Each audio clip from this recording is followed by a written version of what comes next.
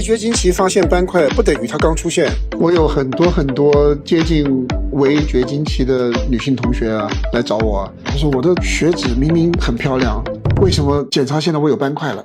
因为一直以来一点这个现象都没有，然后突然之间这个斑块就出现了。首先呢，同学们你们要了解一件事情哈。你进入了围绝经期的时候呢，你的雌激素开始波动了，不稳定了，你的代谢环境就开始改变了，尤其是你身体胰岛素的变化。首先要跟各位探讨一件事情，就是说你去验血的这些数据啊，医生拿来做决策判断用的，他们有他们自己的标准的。可是这种数据完全不能够反映出来风险是从什么时候开始的。斑块的形成是好多年的过程的，它从内皮受损、炎症反复、脂质沉积，然后修复失败，一系列的问题，经过很多年以后，这个斑块形成的。所以你发现斑块的那一天呢，只是那个斑块第一次被看到，它已经默默的在那里好多年了，慢慢发展出来的。所以首先它不是突然出现的。那为什么偏偏就在围绝经期的时候被发现？这个最核心的一个问题了，就是雌激素保护血管呢，在进入围绝经期之前，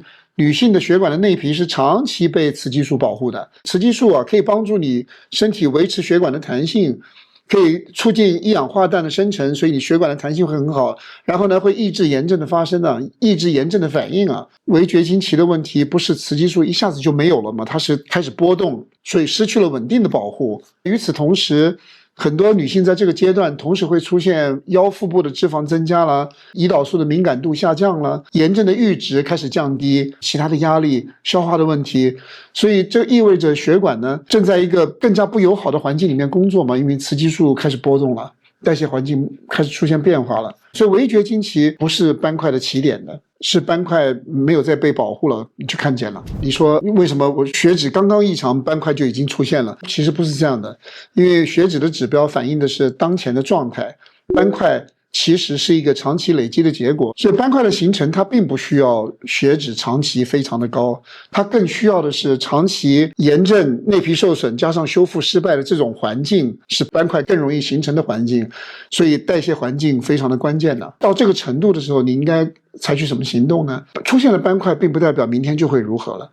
它是一个慢性发展的东西，所以你需要面对的解决的最重要的一件事情是解决慢性炎症，修复你的血管内皮，降低你的压力，你要恢复你体内的代谢环境的健康。所以你需要管理什么？你需要让你的血糖尽可能的不出现大幅度的波动，你身体里面的胰岛素才会缓缓的降下来。如果你不把这个事情管理好，你继续容许你的血糖大幅度的波动的话，可能你已经处在一个胰岛素抵抗的状态底下了。这个底层的问题如果你不解决的话，慢性炎症的问题解决不了，那你血管内皮的修复呢，恐怕机会也比较低。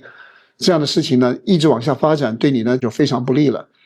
所以改善代谢健康是很重要的一个基本策略。当然这个时候医学的判断必须要交给医生，让医生去帮你做判断。可是呢，代谢环境的修复呢，是你自己每天都需要做的事情，这两件事情不对立啊。最后呢，跟你讲一个很重要的一个观念，